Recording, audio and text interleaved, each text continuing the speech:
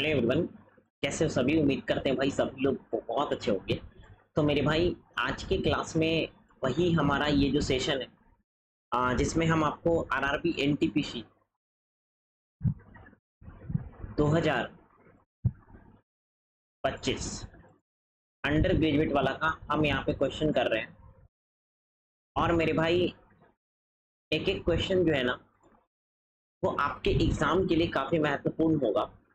ठीक है ना? जो भी बच्चे एसएससी या फिर रेलवे का तैयारी कर रहे हो वो ये देखेंगे। और ये हम RRB NTPC under graduate CBT 1 का पेपर का कंप्लीट सॉल्यूशन मैथ्स का कराने वाले हैं। और आज हम मैथ्स के वो पेपर सोल्व करेंगे जो 8/5/2026 को आया था, सेकेंड शिफ्ट में पूछा गया था। तो टोटल सेकेंड शिफ्ट के 30 क्वेश्चन आज हम यहाँ पे सोल्व करने वाले हैं।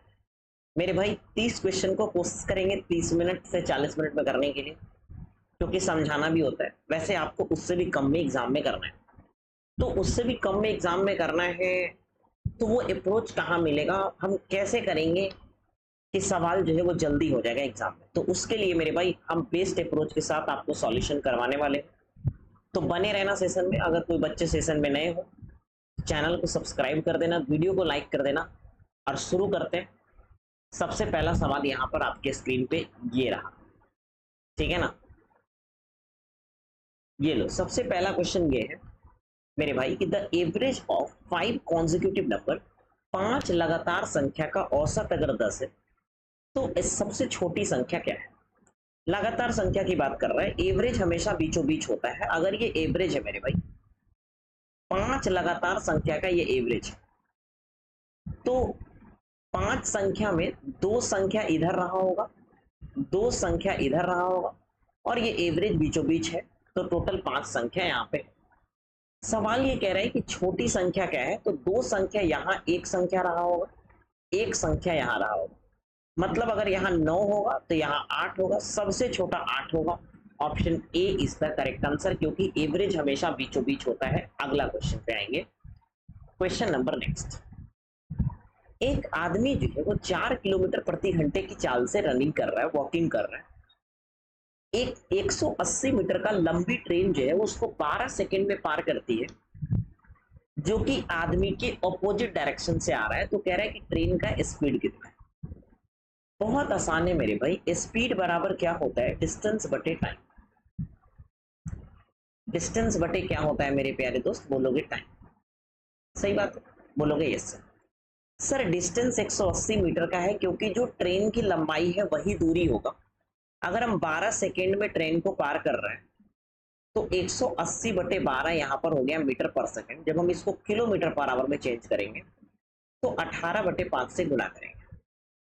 5 से कटेगा 36 बार, 6 से कटेगा 6 बार में, 6 से कटेगा 2 बार में, 2 से कटेगा 9 बार में, यानी 6 9 54 किलोमीटर पर आवर स्पीड है। ये जो स्पीड है ना, ये स्पीड नहीं बल्कि रिलेटिव स्पीड है, क्योंकि दो चीज जो है ना वो अपोजिट डायरेक्शन में चल रहा है।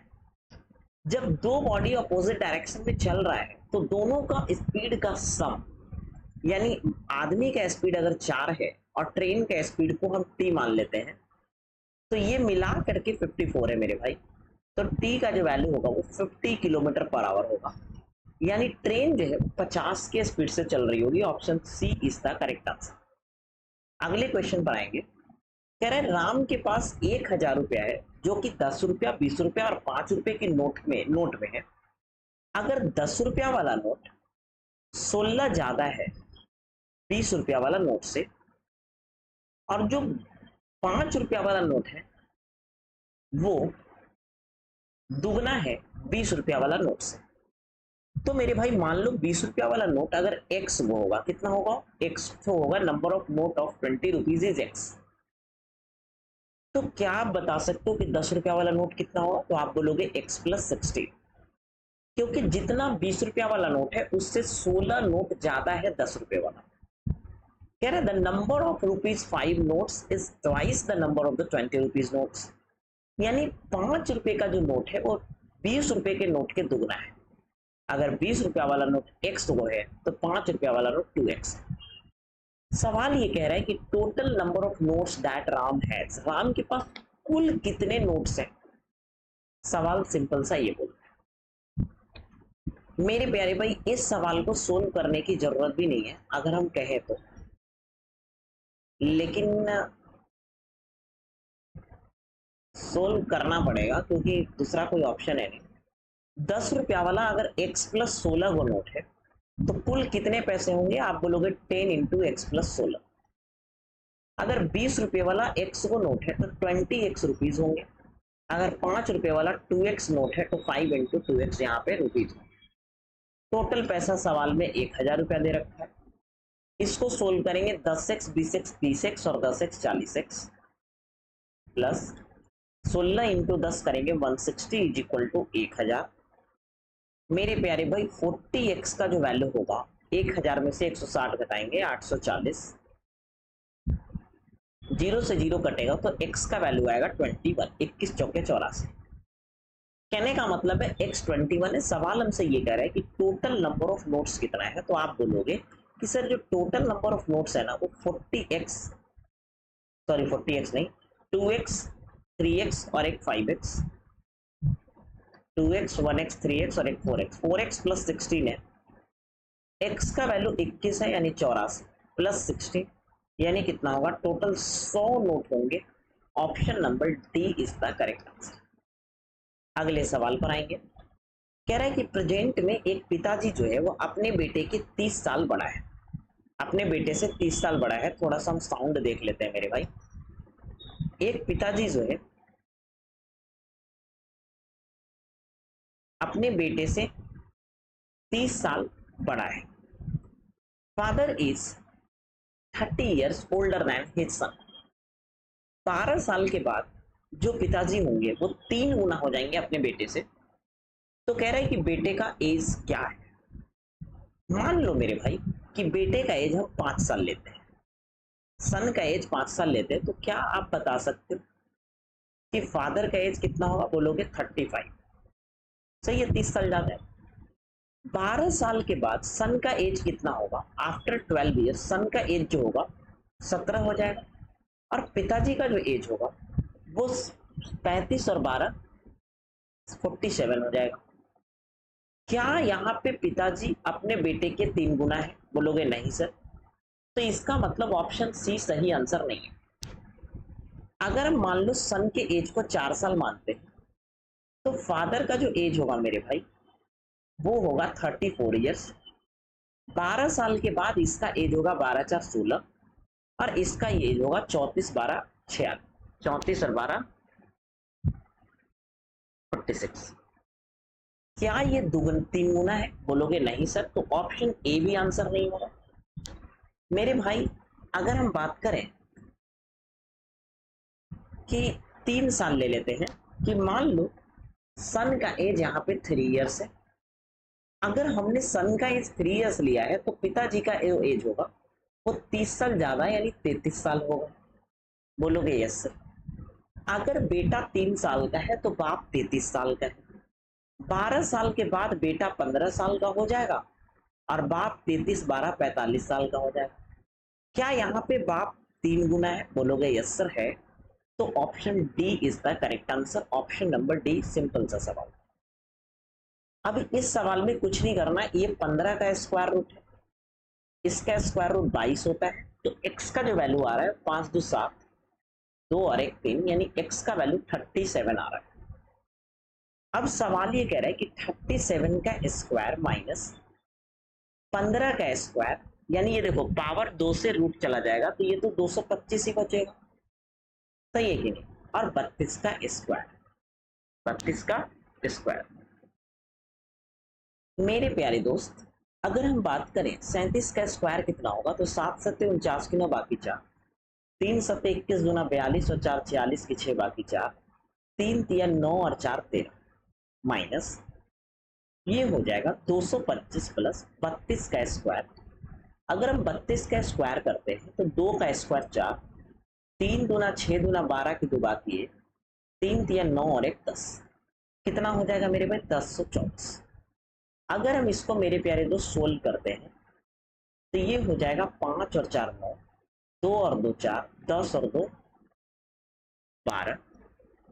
जब आप इसको घटाओगे तो 0 2 1, यानी 120 का डिफरेंस है। Option B is the correct answer.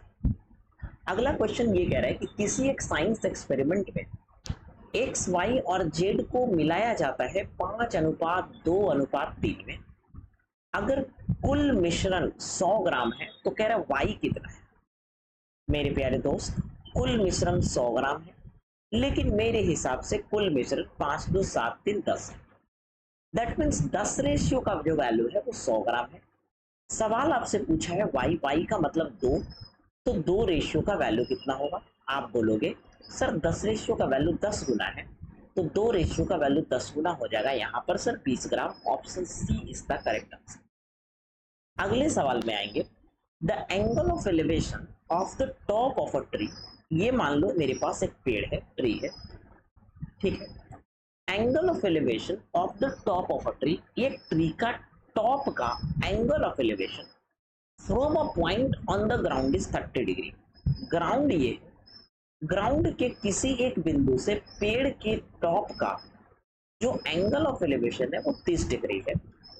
After moving 10 metre towards the tree, पेड़ की तरफ 10 मीटर जाने के बाद, पेड़ की तरफ मेरे भाई मान लो ये 10 मीटर हमने चल गया, पेड़ की तरफ 10 मीटर आने के बाद यही एंगल ऑफ एलिवेशन जो है मेरे भाई, पेड़ की तरफ 10 मीटर आने के बाद ये जो एंगल ऑफ एलिवेशन है वो 60 डिग्री हो जाता है। सवाल आपसे ये बोला है कि ट्री का हाइट कितना है। बहुत सिंपल सा सवाल है, ध्यान से समझना मेरे भाई।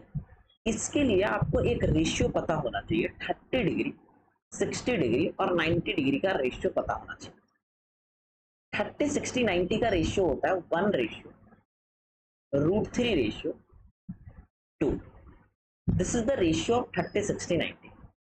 किसी भी राइट एंगल ट्रायंगल में अगर एक एंगल 30 डिग्री है, एक एंगल 60 डिग्री है, एक एंगल 90 डिग्री है, तो उस राइट एंगल ट्रायंगल में 30 डिग्री के सामने वाला साइड 1 होगा, 60 डिग्री के सामने वाला साइड √3 होगा और 90 डिग्री के सामने वाला साइड 2 होगा। तो मेरे भाई यहाँ पर 90 डिग्री है, 90 डिग्री के सामने का साइड 2 हो गया, 60 डिग्री के सामने का साइड √3 हो गया, और 30 ये बनेगा ना, क्योंकि ये 60 है, ये 90 है, तो ये 30 हो, और 30 के सामने 1 हो गया। बोलोगे यस सर, ये तो बहुत अच्छी बात कही आप। मेरे प्यारे दोस्त, 30 डिग्री के सामने तो 1 होता है, यानी 1 का वैल्यू √3 दे रखा है सवाल। 60 डिग्री यहां बनेगा और 60 डिग्री के सामने √3 होता है। तो मेरे प्यारे दोस्त ध्यान से समझना, अगर 1 का वैल्यू √3 है, 60 के सामने √3 का वैल्यू कितना होगा आप ये बताओ। √3 का वैल्यू कितना होगा, तो आप बोलोगे सर √3 इंटू √3, यानी कितना हो जाएगा सर 3। तो यहां से यहां तक का जो वैल्यू है ना मेरे भाई, वो 3 है एक्चुअल, ठीक है। मेरे प्यारे दोस्त, यहां से यहां तक अगर 3 है, यहां से यहां तक मेरे प्यारे भाई अगर 3 है और ये वाला 1 है, तो क्या आप नहीं बता सकते हो कि यहां से यहां तक 2 है। बोलोगे यस सर। यानी मेरे दोस्त 2 रेशियो का मान सवाल में 10 मीटर दे रखा है, यानी 1 रेशियो का मान 5 मीटर है। सवाल ये कह रहा है √3 का वैल्यू कितना है। √3 का मतलब है हाइट, तो √3 का वैल्यू कितना है, तो आप बोलोगे सर 2 का मान 10 मीटर, 5 गुना, तो √3 को भी 5 गुना करेंगे, यानी आंसर होगा 5√3। Option number D is the correct answer. अगले सवाल पर आएंगे। क्वेश्चन ये कह रहा है, 2 हेमिस्फीयर है जिसको एक स्फीयर बनाने के लिए ज्वाइन किया गया। मेरे प्यारे दोस्त, ये मान लो एक हेमिस्फीयर ये है और एक हेमिस्फीयर क्या है सर, ये, ठीक है। आप ध्यान से समझना, एक हेमिस्फीयर ये है और एक हेमिस्फीयर ये ऊपर वाला है। कौन है जी, ऊपर वाला। इस क्वेश्चन में क्या कह रहा है कि 2 अर्धगोले को मिलाकर एक स्फीयर बनाया गया, इसको चिपका दिया गया सर, ज्वाइन कर दिया गया और एक स्फीयर बना दिया गया, ठीक है। तो क्वेश्चन ये कह रहा है कि टोटल सरफेस एरिया लगभग कितना % घटेगा। टोटल सरफेस एरिया कितना परसेंट घटेगा। आप समझो जरा सा कि जब ये ज्वाइन नहीं था तो एक कर्व, एक हेमिस्फीयर का टोटल सरफेस एरिया होता है 3πr², और इसका एक हेमिस्फीयर का टोटल सरफेस एरिया होता है 3πr²। तो बिफोर ज्वाइन की अगर हम बात करें कि जब इसको मिलाया नहीं गया तो जो टीएसए था, टोटल सरफेस एरिया था दोनों को मिला के, वो था 6πr²। ठीक है मेरे भाई। आफ्टर जब हम ज्वाइनिंग की बात की कि जब ज्वाइन कर लिया ये दोनों को जब आपस में मिला दिया गया, तो मेरे भाई आप समझो ये वाला पार्ट और ये वाला पार्ट गायब हो जाएगा क्योंकि दोनों सट जाएगा। तो दो सर्कल का एरिया कम हो जाएगा, दो सर्कल का एरिया कम हो जाएगा। जब दो सर्कल का एरिया कम हो जाएगा तो पहले 6 था, अब हो जाएगा मेरे प्यारे भाई 4πr², क्योंकि दो सर्कल का एरिया कम हो जाएगा। जब आप यहां रेशियो लोगे तो πr² से πr² कटेगा, ठीक है, 2 से कटेगा 2 बार में, 2 से कटेगा 3, यानी पहले टोटल सरफेस एरिया 3 था लेकिन अब जो टोटल सरफेस एरिया है वो 2 है। यानी कितना का कमी हुआ सर? 1 का कमी हुआ। कितना में मेरे भाई? 3 में। तो 1/3 का मतलब 33.33% का यहां पर कमी। अगला क्वेश्चन ये कह रहा है मेरे दोस्त, two trains A and B start simultaneously from station Delhi and Mumbai respectively. एक स्टेशन दिल्ली है, एक स्टेशन मुंबई है। दोनों ट्रेन ए और बी, एक ट्रेन है, एक ए है और एक मेरे भाई बी है। ट्रेन ए जो है दिल्ली से खुलती है मुंबई की तरफ जाने के लिए, ठीक है, और ट्रेन बी जो है वो मुंबई से खुलती है दिल्ली की तरफ जाने के लिए। ए को मेरे भाई 16 घंटे लगते हैं मुंबई पहुंचने में, बी को मेरे दोस्त 9 घंटे लगते हैं दिल्ली पहुंचने में।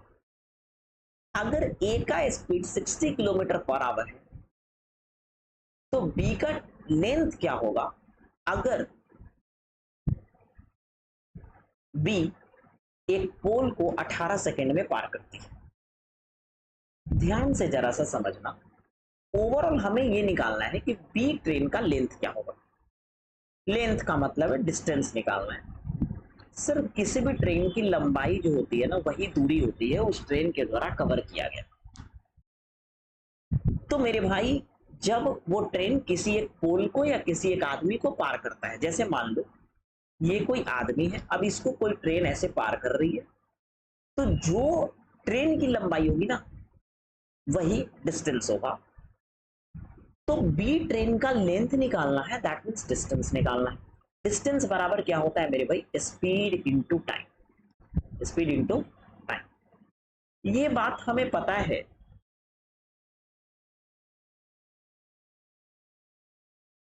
कि टाइम जो लगता है वो 9 घंटे लगता है। टाइम कितने घंटे लगते हैं सर? 9 घंटे लगते हैं। बी को पहुंचने में 9 घंटे लगता है, ठीक है मेरे प्यारे भाई।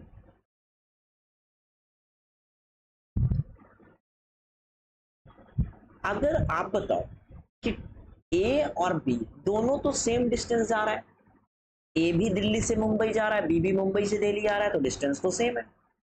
अगर डिस्टेंस सेम है तो टाइम का रेशियो कितना है? 16:9। अगर डिस्टेंस सेम होता है ना मेरे भाई तो टाइम का रेशियो, स्पीड का रेशियो एक दूसरे के उल्टा होता है। तो यहां स्पीड का रेशियो कितना हो जाएगा? 9:16। सवाल में 9 का मान 60 किलोमीटर दे रखा है, तो 1 का मान कितना होगा मेरे भाई? 60/9। 1 का मान कितना होगा? 1 का मान कितना होगा? 60/9। अगर हम इसका स्पीड निकालना चाहते हैं बी का तो 16 से गुणा करेंगे, यानी बी का स्पीड आ गया 60/9 इंटू 16। ठीक है दोस्त, ये हो गया आपका बी का स्पीड जो कि किलोमीटर पर आवर में है, तो इसको मीटर पर सेकंड में चेंज करने के लिए 5/18 से गुणा कर देते हैं। 9 से कटेगा, 3 से कटेगा 3 बार में, 3 से कटेगा 20 बार में, 3 से कटेगा सर 20 बार में, है ना। तो इसका जो स्पीड होगा वो होगा 400 इंटू 5,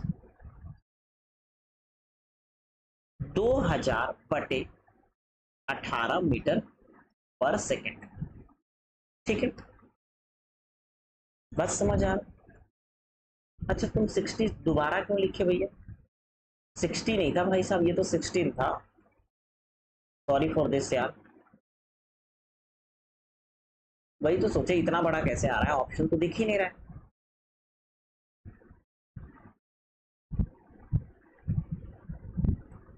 तो हम ये कह रहे हैं यहाँ पर 16 है और 5/18 से गुना कर दिया। 3 से तो कट गया 3 बार में, 3 से कट गया 20 बार में, अब तो शायद नहीं कटेगा। तो ये कितना आ रहा है मेरे भाई, आप बोलोगे?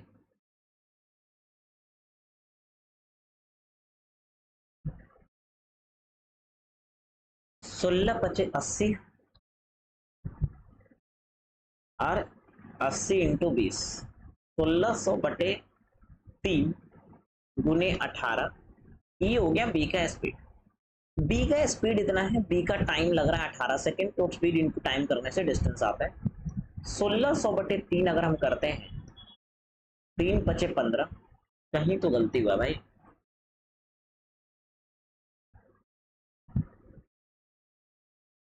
अच्छा इसको हम ना बाद में बता देंगे, ठीक है? या तो फिर आप कोशिश करना कहाँ गलती हुआ है, हमें समझ नहीं आ रहा है भाई सब।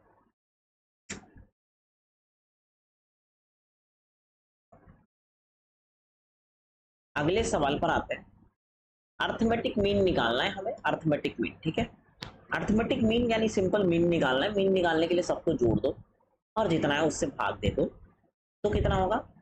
4 और 2 6, 6 और 9, 6 और 5 11, 3 14, 1 15, 6 21 और 8 19, 19 और 7 26, 26 और 5 31, 31 और 2 33 की 3, बाकी 3 बच गया। 33 का 3 बाकी कितना बचा सर? 3 बचा। ठीक है, 10 और 9 19, 19 और 8 27, 27 और 7 34, 34 और 6 40, 40 और 5 45, 45 और 4 49, 49 और 3 52, 52 और 2 54, 54 और 1 55, 55 और 3 58, 583। डिवाइड किससे करना है? 1 2 3 4 5 6 7 8 9 10, 10 से डिवाइड करेंगे। 58.3 इज द करेक्ट आंसर।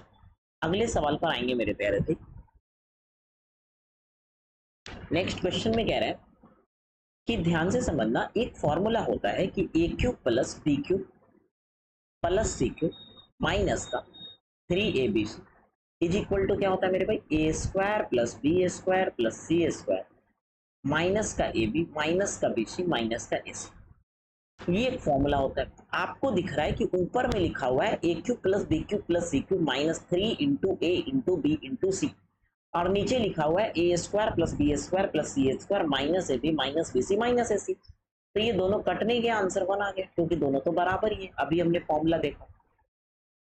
अगले सवाल पर आते हैं। कह रहा है कि आर का जो एक्सपेंडिचर है वो अपने सैलरी का 65% है।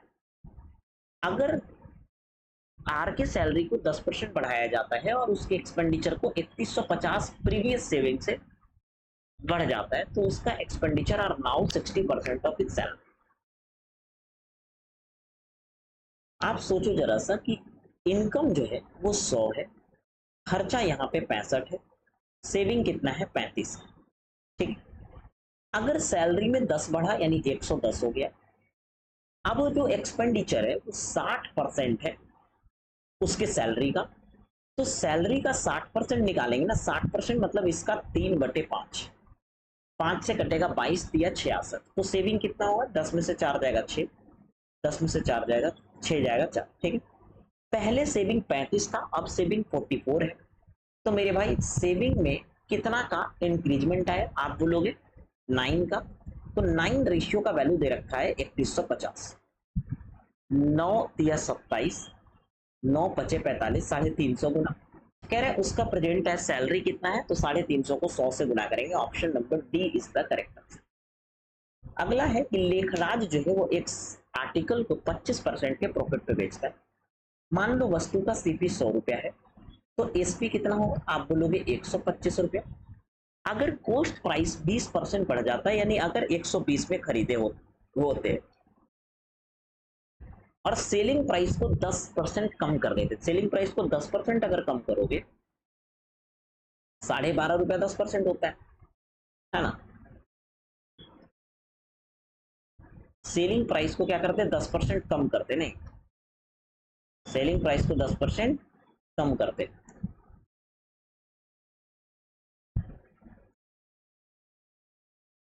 ठीक है, तो सेलिंग प्राइस को अगर हम 10% कम करते हैं तो ये 112.5 आ जाएगा, क्योंकि 12.5 माइनस करेंगे। तो आप बताओ लॉस कितने का है, आप बोलोगे 7.5 का है। कितना में मेरे भाई, 120 में, इंटू का 100 कर देंगे। 0 से 0 कटेगा, 2 से 6 बार में, 2 से 5 बार में, 5 बचे 25 की 5 बाकी 2, 7 बचे 35 और 35 और 2 37 बटे में 6, 6 छक 36, है ना। और एक 6 गुना 12, यानी option A is the correct answer, A आ रहा है। आगे बढ़ते हैं। तीन संख्या है जिसका एलसीएम दे रखा है इतना, तीन संख्या दे रखा है जिसका एलसीएम 7072 है, तो उसका एचसीएफ कितना। ये तीनों चूंकि को प्राइम है, मतलब इसमें कुछ भी कॉमन नहीं है। जब कोई भी नंबर में कुछ भी कॉमन नहीं होता है तो वो नंबर ही एलसीएम हो जाता है, नंबर का प्रोडक्ट एलसीएम होता है। तो एलसीएम इतना है, लेकिन मेरे हिसाब से जो एलसीएम है वो है 17 गुने 13 गुने 8। एचसीएफ कितना होगा, 1, क्योंकि को प्राइम नंबर का एचसीएफ 1 होता है, क्योंकि ये ऐसे नंबर है जिसके बीच में कुछ भी कॉमन नहीं है। 17 से कटेगा, 17 चौके 68, 2 17 एकम 17, 17 छके 100, 13 तिया 39, 13 दूना 26, 8 से कटेगा मेरे भाई 4 बार में, तो आंसर होगा HCF 4 is the correct answer. कह रहा है द 5 डिजिट नंबर इतना इज डिविजिबल बाई 45, जहां पर ए और बी कोई भी इंटीजर हो सकता है, तो ए प्लस बी का वैल्यू बताना है। हम ये कह रहे हैं सर कि 7a35b, अगर हम ये कह रहे हैं कि a plus b positive integer है, तो b का वैल्यू अगर हमें 45 से किसी भी नंबर को कटाना है, तो कोई भी नंबर 45 से तब कटेगा जब वो 9 से भी कटेगा और 5 से भी कटेगा। सर 9 कहाँ से आया, 5 कहाँ से आया। अगर कोई नंबर 45 से कट रहा है तो वो 9 से भी कटेगा और 5 से भी कटेगा, तभी जाके वो 45 से कटेगा। बी का वैल्यू कितना हो सकता है, अगर कोई नंबर 5 से कटना है तो लास्ट में बी का वैल्यू या तो 0 हो सकता है, या तो बी का वैल्यू मेरे भाई 5 हो सकता है। दो केस बन सकते हैं, या तो बी का वैल्यू 0 होगा या तो 5 होगा। मेरे प्यारे भाई अगर हम बी का वैल्यू को 0 रखते हैं तो 9 से कटाने के लिए 7 3 10 5 15, ए का वैल्यू 3 हो सकता है, 15 3 18, बस ए का वैल्यू तो 3 ही हो सकता है। ठीक है, अगर हम बी के जगह पे 5 रखते हैं तो 5 5 10 3 13 और 7 20, तो ए का वैल्यू 7 हो सकता है, क्योंकि 20 और 7 27, 9 से कटेगा। सवाल हमसे ये कह रहा है कि ए प्लस बी जोड़ के क्या आएगा, तो यहाँ पर ए प्लस बी जोड़ के 3 आएगा, यहाँ पर ए प्लस बी जोड़ के 12 आएगा। सवाल में ऑप्शन में 12 वाला दिया है, तो option B is the correct answer. अगला क्वेश्चन ये कह रहा है कि योगेश ने इन्वेस्ट करा कुछ पैसा 10% के रेट ऑफ इंटरेस्ट पर, 2 साल के बाद उन्होंने 147 रुपया कंपाउंड इंटरेस्ट रिसीव किया। सिंपल इंटरेस्ट बताना है 2 साल के लिए, है ना। तो आप सोचो जरा सा कि 2 साल का कंपाउंड इंटरेस्ट 147 है, तो सिंपल इंटरेस्ट हर एक साल का बराबर होता है। 147 को कैसे दो टुकड़ा में बांटे कि बराबर बराबर हो जाएगा, कुछ निकाल करके। कुछ निकाल के मतलब ये क्वेश्चन थोड़ा सा वो बच्चे समझ पाएंगे जो ट्री मेथड पढ़े होंगे, ठीक है ना। तो हम ये कह रहे हैं कि यहां से 7 सपोज करो बाहर निकालते, थोड़ा देर के लिए समझते हैं, तो 140 बचेगा। अगर हम 140 को दो टुकड़ा में बांटेंगे तो 70 70 होगा। ट्री मेथड में एक साल के लिए हमारा 70 रुपया अगर है, तो दूसरे साल का इंटरेस्ट जो होगा वो 70 रुपया होगा। अब 70 रुपये का 10% लेंगे 7 रुपया, तब जाके ये 147 बनेगा। दैट मीन्स एक साल का एसआई 70 रुपया ही है। अगर एक साल का सिंपल इंटरेस्ट 70 रुपया है, तो क्या आप नहीं बता सकते 2 साल का सिंपल इंटरेस्ट 140 रुपया हो। अगले सवाल पर आएंगे। कह रहा है कि अगर किसी इंस्टीट्यूशन में स्टूडेंट जो है वो 10% पढ़ता है, अप्रैल के महीने में स्टूडेंट जो है वो 5% घट जाता है, जिसके चलते जून में 1045 स्टूडेंट बचते हैं। सवाल ये कह रहा है कि मार्च में कितने विद्यार्थी थे।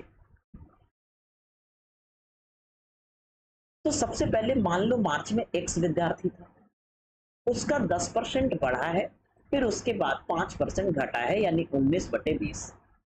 ये किसके बराबर आ गया सर? 1045 के बराबर। 11 से कटेगा 11 नवा 99, 11 पचे 55, 19 पचे 95, 5 दूना 10, यानी 1000 बच्चे थे वहां पर मार्च में। अगले क्वेश्चन में आते हैं। एक क्वेश्चन आपको याद रखना है कि कहीं भी कभी भी सोते उठते जागते अगर a plus b plus c अगर 0 आता है तो a cube plus b cube plus c cube का मान हमेशा 3abc के बराबर होता है। ये बात को याद रखना। अगर a plus b plus c 0 होता है तो हमेशा a cube plus b cube plus c cube 3abc के बराबर होता है। तो क्या यहाँ आपको नहीं दिख रहा है कि -9 -11 और 20 मिला के 0 आएगा? 3abc कर लेंगे। 3 इंटू ए के जगह पे 20, बी के जगह पे 9, सी के जगह पे 11। आपको मेरे प्यारे भाई ये भी दिख रहा है कि हर ऑप्शन का यूनिट डिजिट अलग अलग है। तो 1 इंटू 9 9, 9 इंटू 0 0, 0 इंटू 3 0, यानी आंसर वही होगा जिसका यूनिट डिजिट 0 होगा। Option A is the correct answer. कह रहा है कि 35% का सिंगल डिस्काउंट और 20 और 15 का सक्सेसिव डिस्काउंट के बीच का डिफरेंस अगर 70 रुपया है तो मार्क प्राइस कितना है? मेरे भाई एक डिस्काउंट है जो कि 35% का सिंगल डिस्काउंट है, एक डिस्काउंट है जो कि सक्सेसिव डिस्काउंट है। तो सक्सेसिव डिस्काउंट को अगर हम सिंगल डिस्काउंट में चेंज करते हैं तो उसके लिए हमें फॉर्मूला लगाना पड़ता है a plus b plus a b बटे 100, यानी 20 -20 -15 प्लस -20 इंटू -15 बटे 100। सही है कि नहीं? बोलोगे यस सर। माइनस का 35, माइनस माइनस प्लस 15, यानी 20 बचे कितना हो जाएगा? 100, 5 दिया के हो जाएगा 15, यानी 3% यहाँ पर। सर अगर हम ये डिस्काउंट और ये डिस्काउंट का डिफरेंस लेते हैं मेरे भाई, तो क्या आपको नहीं दिख रहा है कि ये 35% कट जाएगा घटाते वक्त, बचेगा क्या? 3%। सवाल में मेरे भाई 3% का ही मान दे रखा है 70। सवाल हमसे ये पूछा है कि 100% का मान कितना। तो क्या आप बता सकते हो कि 70 इंटू 100 बटे में 3 करना है। 7000 को 3 से भाग देंगे, 3 दुना के 6, एक बचेगा, 3 तिया के 9, एक बचेगा, 3 तिया के 9, एक बचेगा, 3 तिया 9, 0.33 आएगा। तो ऑप्शन नंबर सी में हमें दिख रहा है 2333। अगले सवाल पर आएंगे। कह रहा है दो टैप है, एक टैप है जो टंकी को 4 घंटे में भर सकता है, दूसरा टैप है मेरे भाई जो टंकी को 8 घंटे में भर सकता है। ठीक है। एक तीसरा टैप है जो टंकी को खाली करता है मेरे दोस्त 4 घंटे में। खाली करता है तो नेगेटिव रखेंगे। How long will it take to fill 1/4 of the empty cistern if all the taps are open together? अगर तीनों टैप को खोल देते हैं तो खाली टंकी कितने देर में भरेगा? सिंपल सा मेरा ये सवाल है। हम ये कह रहे हैं कि टोटल मान लो 8 यहाँ पे, टोटल यहाँ पे मेरे भाई 8 वो है, 8 यहाँ पे टोटल एफिशिएंसी है, 4 दुना 8, टोटल वर्क 8 है, 8 है कम 8, 4 दुना 8 माइनस। सवाल ये कह रहा है कि अगर तीनों टंकी मिला करके 1/4 ऑफ द सिस्टम को भरना है तो सर 1/4 का मतलब है 8 का 1/4 हिस्सा, यानी 2 भरना है। कितना भरना है? 2 भरना है। 2 भरना है कितने से? 2 भरना है मेरे भाई कितने से? तो दोनों को जोड़ो, 2 और 1 3, 3 में से 2 घटेगा, 1 एफिशिएंसी से भरेंगे, 2 दिन का समय लगेगा। Option number D is the correct answer. 2 दिन में 2 घंटे। याद रखना 9 वर्कर जो है वो किसी काम को 12 दिन में करते हैं, तो कितने दिन लगेगा अगर 6 वर्कर उसी काम को करेंगे? तो 3 से कटेगा 2 बार में, 3 से कटेगा 4 बार में, तो 9 चौक 36 बटे कितना हो जाएगा? 2, यानी 18 दिन लगेगा। Option number D is the correct answer. अगला क्वेश्चन करते हैं। पूजा जो है 17% डिस्काउंट पाती है ड्रायर के ऊपर जिसका मार्क प्राइस 2000 रुपए है। अगर वो क्रेडिट कार्ड से पेमेंट करती है तो उसको 10% का और डिस्काउंट मिलता है। सवाल हमसे ये कह रहा है कि उसको कितना पैसा देना पड़ेगा।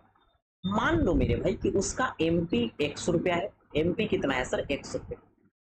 एमपी 100 रुपया है, अगर वो 17% का डिस्काउंट दे रही है तो सामान 83% में बिकेगा। लेकिन चूंकि वो क्रेडिट कार्ड से पेमेंट कर रही है तो 10% का और डिस्काउंट मिलेगा, तो 90/100 में बिकेगा सामान। जिसके बदले में कितना दिया है सर? अच्छा अच्छा, मार्क प्राइस तो दिया है ना 2000। 2000 यहाँ रखो। तो मेरे भाई क्या आप बता सकते हो कि जीरो से जीरो कटेगा? ये 3 जीरो से ये 3 जीरो कट गया, कितना आ गया? 2 × 83 × 9। हम यहाँ पे अगर हम ऑप्शन देखें तो सारे ऑप्शन का यूनिट डिजिट अलग अलग है। तो 9 × 27 का 7, 7 × 14 का 4। आंसर वही होगा जिसके लास्ट में 4 होगा। Option D is the correct answer. अब ऐसे सवालों में आपको क्या करना होता है? बेस को सेम करना होता है। इधर बेस कितना है? 10/19। यहाँ 19/10 है तो इसको भी कर देंगे 10/19। बेस को जब हम सेम करते हैं ना, यानी बेस को जब हम उल्टा करते हैं, एक्चुअल में हम उल्टा कर रहे हैं, तो पावर को नेगेटिव करते हैं। बेस को उल्टा करेंगे तो पावर को नेगेटिव करेंगे। ये ऑलरेडी 10/19 है, ये 19/10 है, तो हम इसको भी चाहते हैं उल्टा करके 10/19 कर दें। अगर हम इसको 10/19 कर देते हैं तो ये पावर माइनस में। अब आपने एक रूल पढ़ा था कि अगर a⁴m इंटू a⁴n, अगर बेस सेम है, बेस क्या सेम है, बीच में मल्टीप्लीकेशन का साइन है, तो पावर को जोड़ देंगे a⁴m + n। पावर को क्या कर देंगे सर? जोड़ देंगे। इसका मतलब क्या आपको नहीं दिख रहा है? 10/19 10/19 10/19। बेस सबका सेम है, पावर को जोड़ दो। -7 + 6 + -10 इज इक्वल टू, यहां भी बेस सेम है तो केवल पावर लिखा जाएगा। क्योंकि ये भी बात आपको याद रखना है कि अगर a⁴m बराबर a⁴n है, अगर बेस सेम है, पावर अलग अलग है, बीच में इक्वल टू का साइन है, तो पावर भी सेम कर देंगे। पावर भी क्या कर देंगे सर? सेम कर देंगे। तो दोनों पावर को हमने कुछ नहीं किया, सेम कर दिया। जब आप इसको सोल्व करोगे मेरे भाई, जब आप इसको सोल्व करोगे तो -7 -10 हो जाएगा -17, +6 बराबर हो जाएगा 6m + 18। 6m + 18, ठीक है। -17 में से 6 जोड़ेंगे, हटाएंगे, -11 प्लस -18 इज इक्वल टू कितना होगा? 6m। -29 is equal to 6m आ गया। तो मेरे भाई यहाँ से m का जो वैल्यू आएगा वो आएगा -29/6। और option number C is the correct answer. अगले सवाल पर आते हैं। अगला क्वेश्चन ये कह रहा है कि एक पार्क है जो कि राइट एंगल ट्रायंगल की तरह बनाया गया है। एक पार्क है जो कि राइट एंगल ट्रायंगल बनाया गया है, राइट एंगल ट्रायंगल के शेप का है। एक पार्क कौन से शेप का है सर? राइट एंगल ट्रायंगल के शेप का है। मान लो मेरे भाई हम एक पार्क बनाते हैं जो कि राइट एंगल ट्रायंगुलर शेप का होना चाहिए। राइट एंगल ट्रायंगल शेप का एक पार्क यहाँ पर है।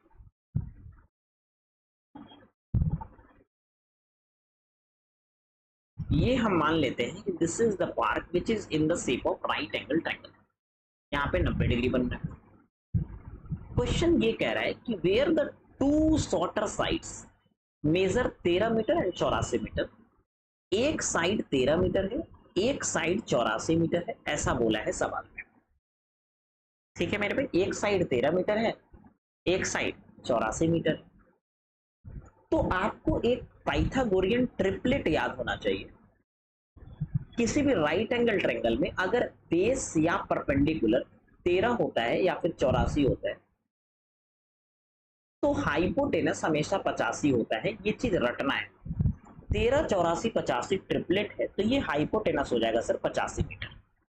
यहां तक पढ़ करके हमने क्वेश्चन में इतना जान डाला है। अब आगे क्वेश्चन कह रहा है ए सर्कुलर ट्रैक। क्वेश्चन क्या कह रहा है मेरे भाई? एक सर्कुलर ट्रैक है with a uniform width of 2 metre. 2 metre चौड़ाई का एक सर्कुलर ट्रैक बनाया जाता है कुछ इस तरह से कि सर्कुलर ट्रैक मान लो इस तरह से होगा ऐसा। तो सर्कुलर ट्रैक इस तरह से बनाया जाता है कि सर्कुलर ट्रैक का जो बाहरी बाउंड्री है, आउटर बाउंड्री, वो सरकम सर्कल को कॉन्साइड करता है। सबसे पहले हम इस सर्कल का एक सरकम सर्कल बनाते हैं। सरकम सर्कल क्या होता है? एक ऐसा सर्कल जो सर्कल को, ट्रेंगल को, तीनों पॉइंट, तीनों वर्टेक्स को टच करते हुए जाता है। ऐसे सर्कल को हम सरकम सर्कल कहते हैं। तो ये एक सरकम सर्कल है।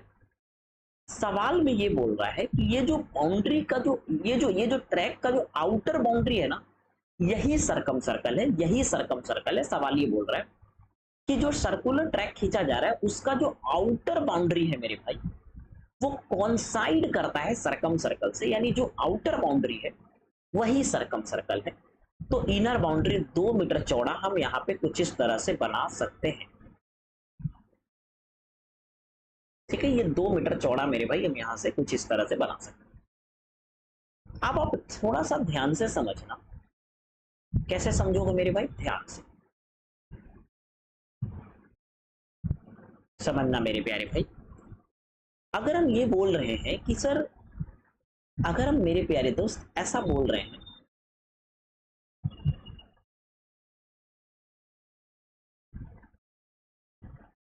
ये वाला क्या होगा सर? डायमीटर होगा। ये वाला क्या होगा? डायमीटर होगा बड़े वाले सर्कल के लिए। बोलोगे यस सर। हमसे पूछा क्या है? Determine the perimeter of inner boundary, यानी इनर बाउंड्री का पेरीमीटर निकालना है। यानी छोटे वाले, ये ग्रीन वाला जो सर्कल है इसका हमें पेरीमीटर निकालना है, यानी सरकमफेरेंस निकालना है। ये ग्रीन वाले सर्कल का, ये जो छोटा वाला सर्कल है सर, ग्रीन वाले सर्कल का यहाँ पर हमको सरकमफेरेंस निकालना है सर, पेरीमीटर निकालना है। ठीक है ना?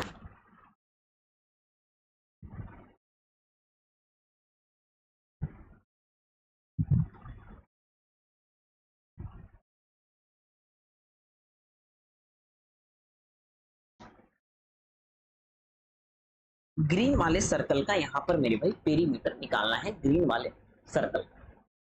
ठीक है, ग्रीन वाले सर्कल का अगर पेरीमीटर निकालना है तो आपको ये बताना पड़ेगा कि ग्रीन वाले सर्कल का रेडियस क्या होगा। तो आप ये बताओ, रेड वाले सर्कल का रेडियस तो ये पूरा 85 होगा डायमीटर। अगर ये 85 है तो 2 मीटर यहाँ चौड़ाई छूटा और 2 मीटर यहाँ चौड़ाई छूटा, क्योंकि 2 मीटर चौड़ा पाथ है। तो छोटे सर्कल का जो डायमीटर है वो 85 माइनस 4 हो जाएगा, यानी 81 मीटर हो जाएगा ग्रीन वाले का डायमीटर। अगर ग्रीन वाले का डायमीटर 81 मीटर है तो क्या आप बता सकते हो ग्रीन वाले का रेडियस कितना होगा? 81/2 मीटर। अब हमें ग्रीन वाला का सरकमफ्रेंस निकालना है और सरकमफ्रेंस होता है 2 pi r. 2 into pi into r का मतलब है 81/2। 2 से 2 कटेगा, यानी 81 pi is the correct answer. मजा आया कि नहीं आया भाई? Option number D is the correct answer. बहुत अच्छा सवाल था। अगले क्वेश्चन को करेंगे मेरे प्यारे दोस्त। अगला क्वेश्चन ये कह रहा है कि एक सम है जो 25,000 रुपया है, उसको 2% कंपाउंड इंटरेस्ट पे लगाया जाता है, तो 2 साल में उसका इंटरेस्ट क्या होगा? 2 साल का इंटरेस्ट निकालने के लिए आप a plus b plus a b formula लगा सकते हो। 2 प्लस 2 प्लस 2 गुने 2/100, यानी कितना होगा? 4 प्लस 0.04, यानी कितना होगा? 4.04% ही कंपाउंड इंटरेस्ट होगा। मेरे भाई 4.04% आपको निकालना है। कितना का मेरे भाई? तो आप बोलोगे 25,000 का। 25,000। ठीक है मेरे प्यारे भाई, बोलोगे यस सर। पॉइंट के बदले में 2 जीरो आएगा, परसेंटेज के बदले में भी 2 जीरो आएगा। तो 3 जीरो से 3 जीरो तो कट गया। 5 से कटेगा 5 बार में, 5 से कटेगा सर 2 बार, 2 से कटेगा 202 बार में, 202 को 5 से करेंगे तो 1010 आएगा। Option number B is the correct answer. अगला क्वेश्चन क्या कह रहा है मेरे भाई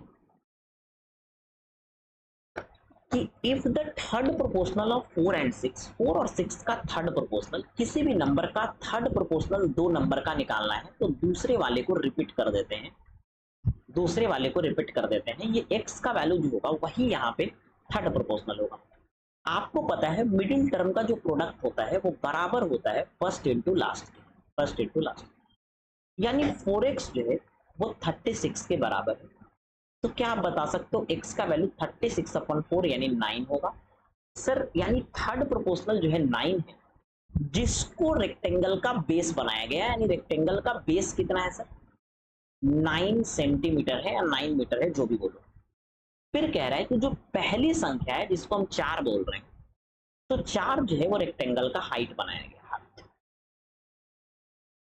रेक्टेंगल का अगर हम बात करें एरिया ऑफ रेक्टेंगल, मेरे भाई चूंकि रेक्टेंगल भी एक पैरेललोग्राम होता है और पैरेललोग्राम का एरिया होता है बेस इनटू हाइट, तो रेक्टेंगल का भी एरिया होता है सर बेस इनटू हाइट।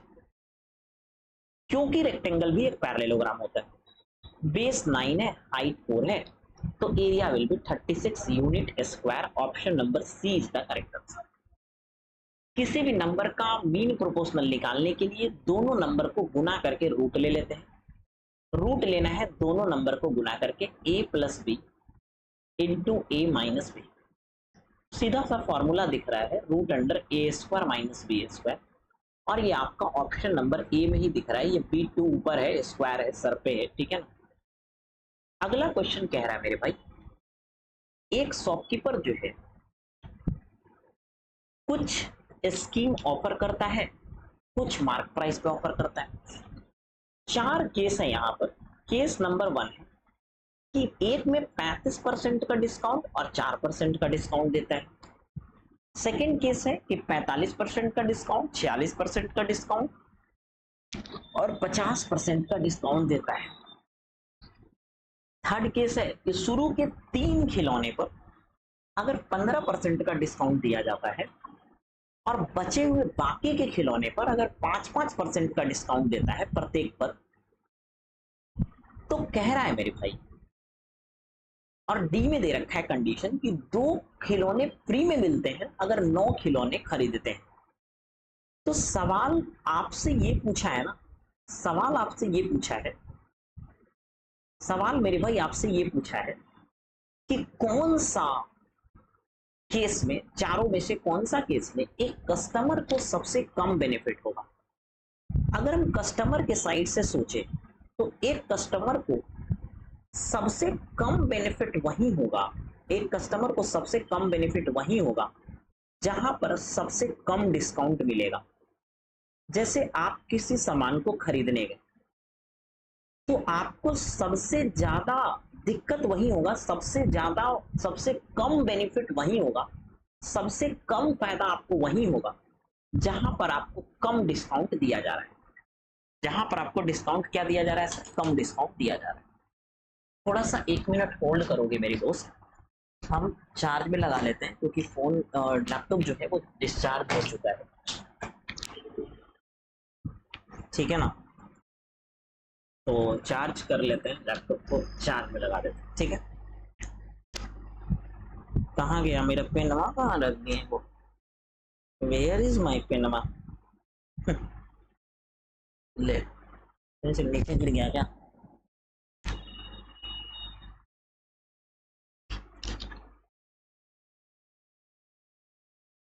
अरे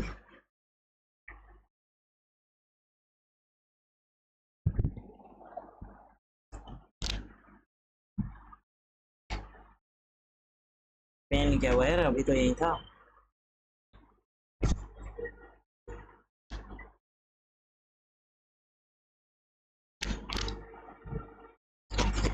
नीचे गिरा।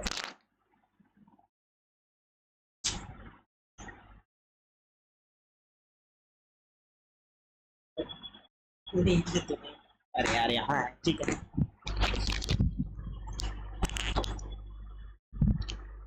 चार्ज हो रहा है ना, एक बार हम देख लेते हैं कि चार्ज हो रहा है कि नहीं।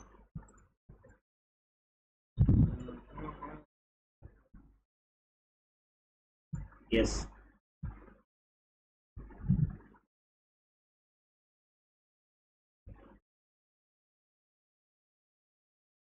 ठीक है। तो यहाँ पर हम ये कह रहे थे कि मिनिमम जहां पर डिस्काउंट होगा वहीं पर मिनिमम बेनिफिट होगा किसी भी कस्टमर को। तो आप ये सोचो ऑप्शन नंबर बी तो आंसर हो नहीं सकता, क्योंकि यहाँ पर तो बहुत ज्यादा डिस्काउंट है, हमें मिनिमम डिस्काउंट खोजना है। यहाँ तीन तीन ढेरों डिस्काउंट दे रखा है। अगर हम डी की बात करें तो 2 खिलौने फ्री में मिलता है 9 खिलौने खरीदने पर। अगर मान लो 9 खिलौने तुमने खरीदा, 2 खिलौना तुमको फ्री में मिल रहा है, तो ऐसा तो नहीं है दुकानदार को तो टोटल 11 खिलौना गया है। 11 खिलौने ने दुकानदार बेचे हैं, जिसमें से 2 खिलौने के बराबर तुम्हें डिस्काउंट दिए। तो 2/11 का यहाँ पर डिस्काउंट है।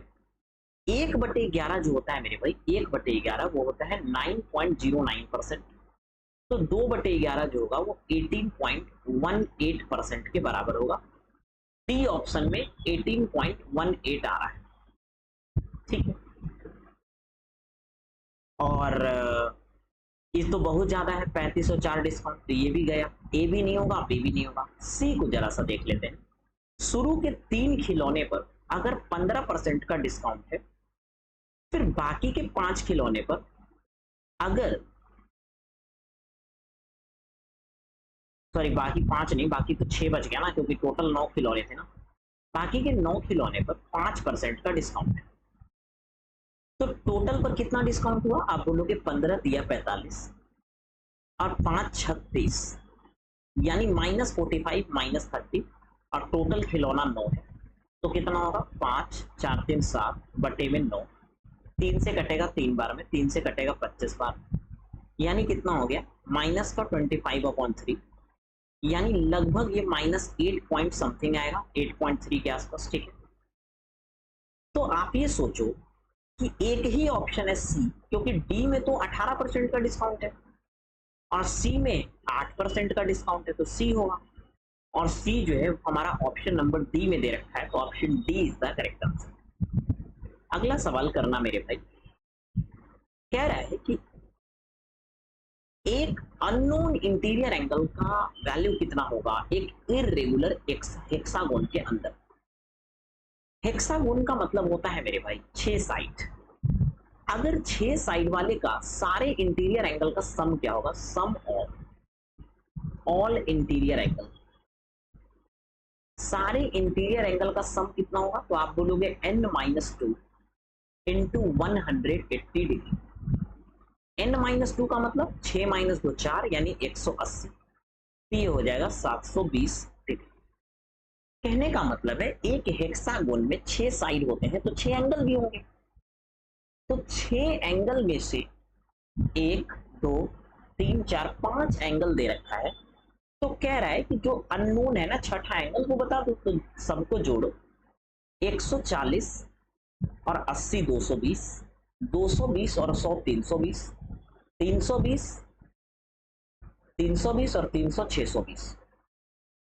सभी 5 को मिला के 620 आ रहा है। तो बचा हुआ कितना होगा सर? बचा हुआ 100 डिग्री का होगा। Option number B is the correct answer. एक लास्ट क्वेश्चन आज का करेंगे मेरे प्यारे भाई। क्वेश्चन ये कह रहा है कि ए जो है एक केक, केक बताने कोई कंटेनर होता होगा, उसको 3 नल यहाँ पे लगते हैं, उसमें फिट है। तीनों नल जो है वो टंकी को